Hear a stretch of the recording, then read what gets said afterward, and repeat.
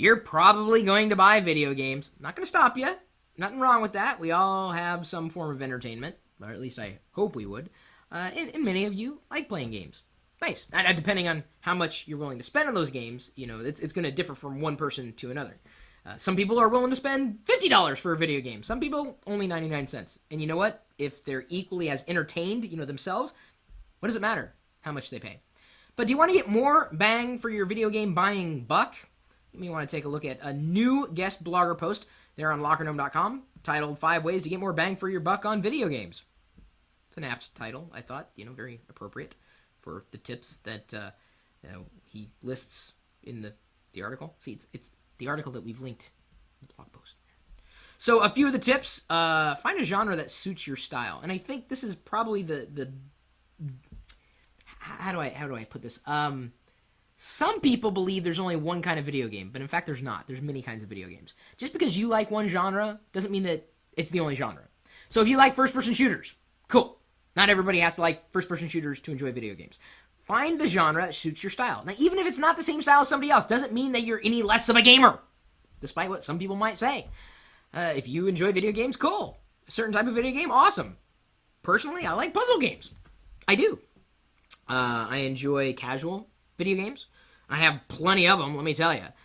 Probably cost me, I get about 50 video games at the price of 99 cents a game. As most people would be, thrilled having one video game for $50. I'm just as thrilled of having 50 video games for $1 a piece. That's just me. We're all different. And you know what? That's okay. So finding a genre that suits your style is probably a good starting point. You may ask friends for recommendations. I'm sure you can ask anybody out there, hey, what video game should I play? And they're going to give you a different answer.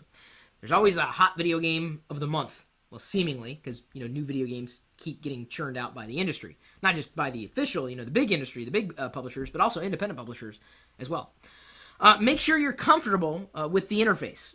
So when you're getting into the video game, know what it's like to actually use the game itself.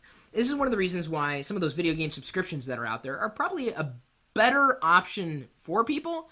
I remember growing up, we didn't have a lot of money to throw around, and still don't have a lot of money to throw around, but to buy a new, well, in my time, NES cartridge, a Nintendo cartridge, it cost about $30 or $40, and we just didn't have enough money to buy it. So what we would do is we would rent it for like 99 cents or $1 or whatever from the local grocery store, play it for the weekend, and be good. That was it. And we were able to enjoy the game. Some cases we were able to beat the game. Other cases we realized, we want to play this game more frequently. We want to spend the money on it. But at least we didn't have to spend $30 up front to buy a game that had poor controls. And even back then, with a simple NES controller, there were still some really bad video games. Really bad. Same could happen on the PC, the Xbox, PS3, the Game Boy, whatever. Doesn't matter what the platform is. A bad game is a bad game. But sometimes you got to know if it's going to be a bad game. Borrow it from a friend, rent it through a service. Don't just buy the game outright, even if it's the newest game. In fact, that's his next tip. Don't buy a game on release day. Now, unless you're really, really, really anxious to get a hold of the game, you can save a few bucks. Just wait. The nice thing about being able to buy used video games today is that you don't really lose any kind of playability in the used video game, and you can save money. Someone may have bought the video game, defeated it in a weekend, and then basically resold it as a used video game. And there's nothing really. You're just playing software, right? It's just replaying bits. It's used, but it's not really used. You can save so much money unless you're a huge fan of the game, of the genre.